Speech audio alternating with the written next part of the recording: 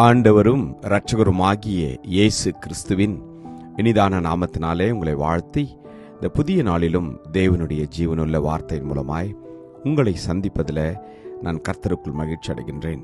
எபிரேயர் 13:5 நீங்கள் பண ஆசை இல்லாதவர்களாய் நடந்து உங்களுக்கு இருக்கிறவைகள் போதும் என்று எண்ணுங்கள். நான் உன்னை விட்டு விலகுவதுமில்லை, உன்னை கைவிடுவதுமில்லை என்று அவர் சொல்லியிருக்கிறாரே. ஆமென். கர்த்தருடைய நாமம் மகிமைப்படுவதாக.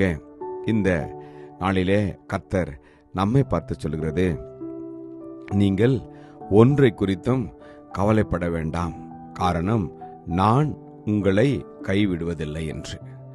அதற்கு முன்பதாக ஆவியானவர் நமக்கு சொல்வது என்ன? பண ஆசை இல்லாதவர்களாய் நாம் வாழ வேண்டும். உலகத்தில் வாழ்கிற ஒவ்வொருவருக்கும் பணம் தேவை. அன்றாட வாழ்க்கைக்கு, குடும்பத்திற்கு, பிள்ளைகளுக்கு, நம்முடைய ஒவ்வொரு நாளுக்கான தேவைகளுக்கு நிச்சயமாய் பணம் தேவையாக இருக்கின்றது.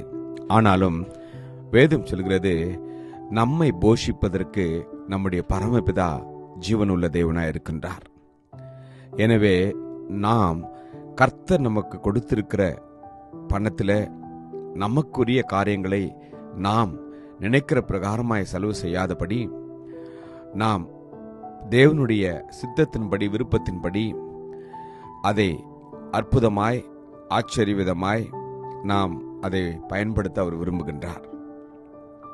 காரணம், ஒவ்வொரு மனுஷனுக்கும் இந்த பணத்தின் மீது இருக்கிற ஆசையும் பற்றுதலும் ஒவ்வொருவருடைய வாழ்க்கையை கெடுத்து விடுகின்றது. பணம்தான் எல்லா தீமைக்கும் வேறாக இருக்கிறது என்று வேதம் சொல்கின்றது. ஆம், நாம் என்ன செய்ய வேண்டும்? போதும் என்கிற மனதுடன் கூடிய தேவபக்தியே மிகுந்த ஆதாயம் என்று வேதம் சொல்கிறது.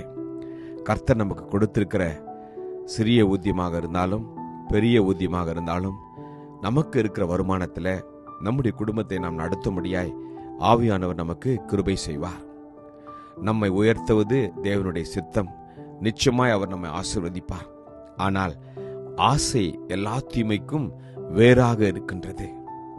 உலகத்தின் பொருட்கள் மேல், உலகத்தின் பணத்தின் மேல், உலகத்தில் உள்ள ஒவ்வொரு காரியத்தின் மேலும் நாம் ஆசைப்படுகின்ற பொழுது நம்மையும் அறியாமல் நம் இருதயம் தீமையான காரியங்களை செய்ய முற்படுகின்றது. எனவே தான் வேதம் சொல்கிறது, உண்ணவும் உடுக்கவும் நமக்கு உண்டாயிருந்தால் அதுவே போதும் என்று இருக்க கடவோம் என்று. காரணம், ஐஸ்வர்யவான்களாக விரும்புகிறவர்கள் சோதனையிலும் கண்ணியிலும் மனுஷரை கேட்டிலும் அழிவிலும் அமிழ்ந்து மதிக்கேடும் சேதமுமான பலவித இச்சைகளினாலும் விழுகிறார்கள் என்று. பணத்தை வைத்து அநேக தவறுதான காரியங்களை செய்யும்படி சாத்தான் ஒவ்வொருவருடைய இருதயத்திலும் அவன் கிரியை செய்வான். ஆம், தீமையத்தில் நாம் வாசிக்கிறோம், பண ஆசை எல்லா தீமைக்கும் வேறா இருக்கிறது. சிலர் அதை இச்சித்து விசுவாசத்தை விட்டு வழுவி அநேக வேதனைகளாலே தங்களை உருவ குத்தி கொண்டிருக்கிறார்கள். ஆமேன். அநேக நேரங்களிலே உலக பிரகாரமாய் பணத்திற்கு பின் செல்கின்ற போது அநேக தவறான காரியங்களை செய்யும்படியாய் சாத்தான் நம்மை தூண்டி விடுகிறான். இந்த நாளில நம்முடைய இருதயத்தை தேவனுக்கு நாம் ஒப்புக் கொடுப்போமா?